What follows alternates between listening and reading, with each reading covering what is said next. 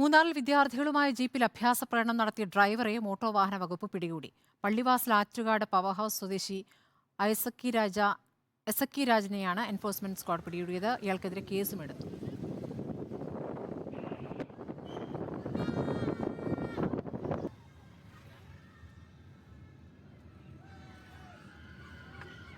സന്ദീപ് രാജാക്കാടുണ്ട് വിവരങ്ങളുമായി. സന്ദീപ്, ഇയാൾ എന്ത് അഭ്യാസ പ്രകടനമാണ് വാഹനവുമായി നടത്തിയത്?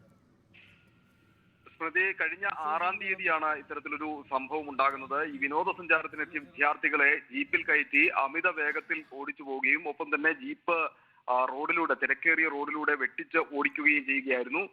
തുടർന്ന് പുറകെ എത്തിയ വിനോദസഞ്ചാരികളാണ് ഇതിന്റെ ദൃശ്യങ്ങൾ മൊബൈലിൽ പകർത്തുകയും ഒപ്പം തന്നെ എൻഫോഴ്സ്മെന്റ് RDOയ്ക്കും ഇടുക്കി പോലീസ് മേധാവിക്കും അയച്ചു നൽകുകയായിരുന്നു. ഇതേ തുടർന്ന് അന്വേഷണം നടത്തിയപ്പോഴാണ് ഈ വാഹനം ഓടിച്ചിരുന്നത് ഈ പവർ ഹൌസ് സ്വദേശിയായിട്ടുള്ള എസക്കി രാജ ആണ് എന്ന് മനസ്സിലാക്കുകയും ഇയാൾക്കെതിരെ ഇപ്പോൾ കേസെടുക്കുകയും ചെയ്തിരിക്കുന്നത്. ഇതിൽ നിന്ന് ഇയാളുടെ ലൈസൻസ് സസ്പെൻഡ് ചെയ്യുന്നത് അടക്കമുള്ള നടപടികളിലേക്ക് കടക്കുമെന്നാണ് എൻഫോഴ്സ്മെന്റ് RDO KK രാജീവ് വ്യക്തമാകുന്നത്. ഇത്തരത്തിൽ വലിയ രീതിയിലുള്ള ആരോപണങ്ങൾ ഈ ജീപ്പ് സഫാരിയുമായി ബന്ധപ്പെട്ട് മുമ്പും ഉയർന്നിരുന്നു. അമിതമായ വേഗതയിലാണ് ചെറു റോഡുകളിലൂടെ അടക്കം ഈ വാഹനങ്ങൾ വേഗത്തിൽ ഓടിച്ചു പോകുന്നത് എന്ന തരത്തിലുള്ള ആരോപണങ്ങൾ ഉയർന്നിരുന്നു. അത്തരം സാഹചര്യങ്ങൾ പരിശോധിക്കുമെന്ന് നേരത്തെ തന്നെ പോലീസും ഒപ്പം തന്നെ മോട്ടോർ വാഹന വകുപ്പും അറിയിക്കുകയും ചെയ്തിരുന്നു. അതിനിടയിലാണ് ഇപ്പോൾ ഈ 4 ജീപ്പുകൾ ഇത്തരത്തിൽ പോകുന്ന ഒരു സ്ഥിതി ഉണ്ടായിരിക്കുന്നത്. ഈ